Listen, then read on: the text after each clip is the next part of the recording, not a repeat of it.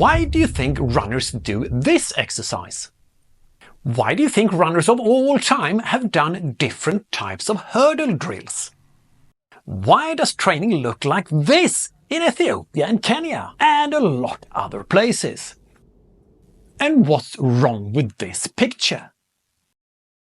The exercises you saw improve mobility in a way that is extremely important for all runners, but it's mobility in the joint that almost no recreational runners know that they need, but that allows them to both create more power with less effort while reducing the risk of various types of injuries. And in this video you'll find out which joint I'm talking about, how to improve its mobility, and let you know what's wrong with this picture.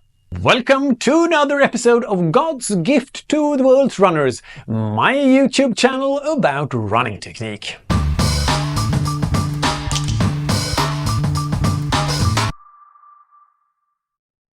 Firstly, the bit about me being God's gift to the world's runners was obviously a joke where I exaggerate my own competence and importance.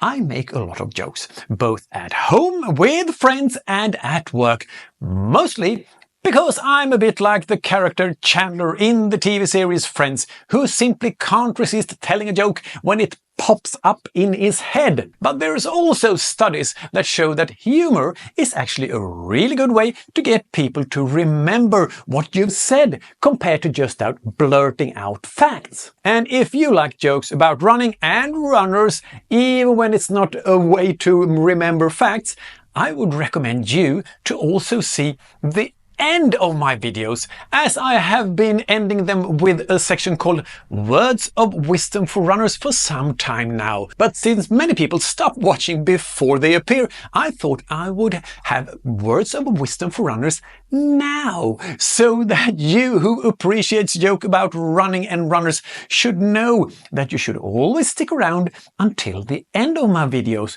or just watch the end if you think that facts are boring and overrated. How to respond in running groups on social media. Step 1. Don't answer the question. I'm choosing between Triumph and Tempest from Saucony. What advantages and disadvantages do you see from running with these two models? I like Hoka. You should try Speedgoat. You should wear Ultra. They have a foot-shaped toe box and zero drop. It's natural. Everything else causes injuries. I only run an Asics Kino. I'm my 23rd Perry now and never been injured. Alpha Fly is the best. The all-important mobility you didn't realize you needed is the ability to rotate your femur inwards and outwards in relation to your pelvis.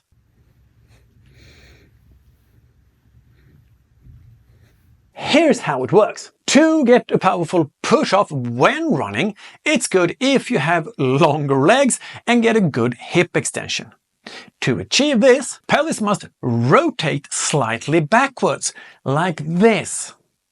If it doesn't rotate, the movement will be straight backwards.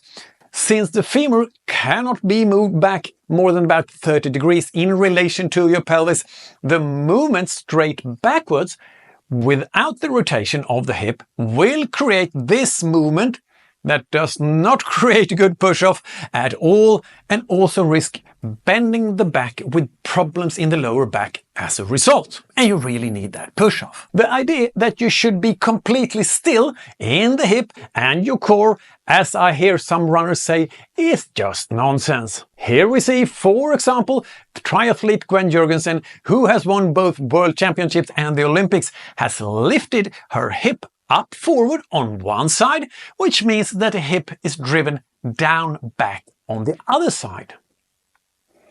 It is this upward forward lift that creates the downward backward force. And here we can see how Gensebiti Baba has a very nice hip movement. Exactly the one I'm talking about. And here we have Eliud Kipchoge lifting his hip up forward from this position to here, from here, up to here, which of course means that the hip rotates back down on the other side. And also when the Swedish national team runner David Nilsson runs a 2:10 marathoner, the movement of the hip is clear. It's not a huge movement, so it can be hard to see, but it should be there, and it does for all elite runners. I'm certainly not an elite runner, but if I were to show it anyway, it looks like this when I avoid having the rotation in the hip. Now I'm avoiding the rotation, and now I have the rotation of the hip. As I said, it's hard to see the real difference between these two videos. What is perceived as a more relaxed running with better flow in the video on the right is that I keep my pelvis still on the left one and let the hip follow the movement in the video to the right. Now let's look what happens if I move my hip like this, up forward. Right now, I made a bigger movement than it is when I run, but just so you can see it more clearly. My thighs and my knees are still facing forward. And this means that the leg is in an internal rotated position in relation to my pelvis, and that my other femur is rotated outwards. So it is very important that your femur can rotate inwards and outwards in relation to your pelvis. If I don't have this inward rotation, as I said, I have to go straight backwards, which creates both less force and also bends your pelvis backwards, which means that you can put unnecessary strain on your lower back and cause pain. So how do you know if you have enough mobility to have this inward rotation of your thigh so you can do the whole movement? Well, you can lie down on your stomach like this. Keep your knees together and then let your feet fall to the side.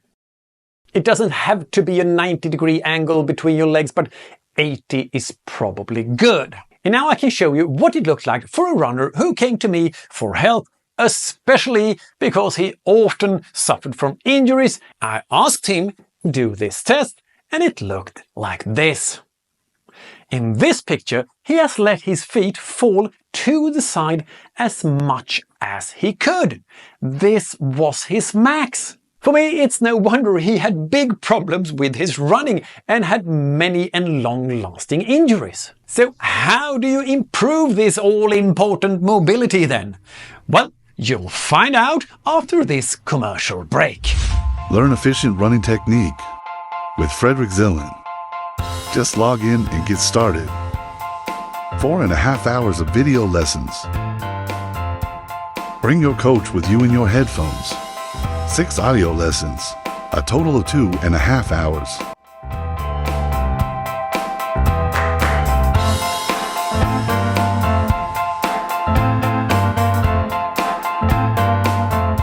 This is where the exercises I showed in the beginning come in. When I do this exercise, I plant my foot on the ground and then turn my hip like this. And now the thigh is rotated inwards in relation to the hip. And now it's outwardly rotated, inward rotated, and outward rotated. When you step over hurdles, you do this movement, which also improves the same mobility.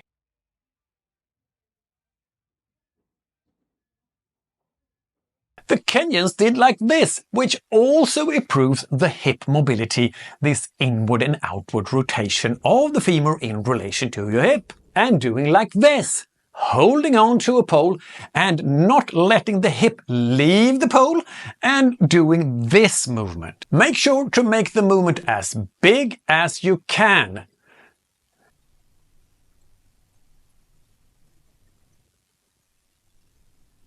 And this is another favorite.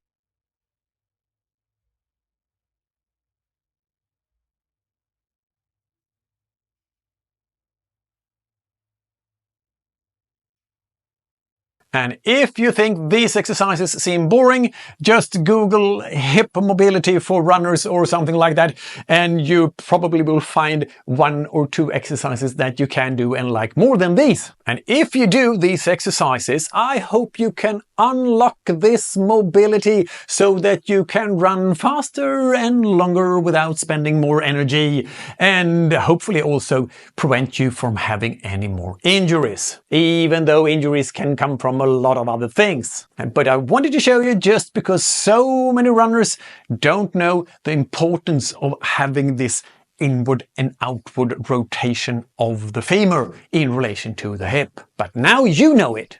And that's all for today from God's gift to the runners of the world. Take care, and I hope to see you in another video. And then words of wisdom for runners will be here at the end and not in the middle of the video. Bye!